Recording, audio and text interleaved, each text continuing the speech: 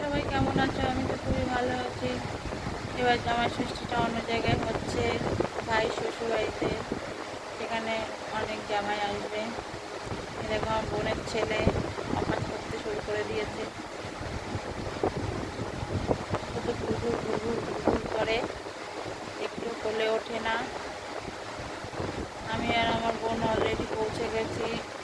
গিয়েই দেখো একটু বসে পড়েছি, কথাবার্তা বলছি, গল্প করছি। এবার দেখি এখানে কি হচ্ছে, এখানে সবাই কি করছে। ও এখানে সব জামাইদের ষষ্ঠীতে পাঠা দেওয়া হয় বলে সব সাজানো হচ্ছে। জামাই ষষ্ঠীতে বেশ ভালোই খাওয়া দাওয়া হয়, আম, চিড়ে, দই, কাঁঠাল। এটা তো সকালের পর্ব, তারপরে দুপুরে তো আরও আছে। জামাইদের সাথে সাথে আমাদেরও একটু খাওয়া দাওয়া হয়। এখানে দেখো আমরা সবাই বসে গড্ডা মারছি।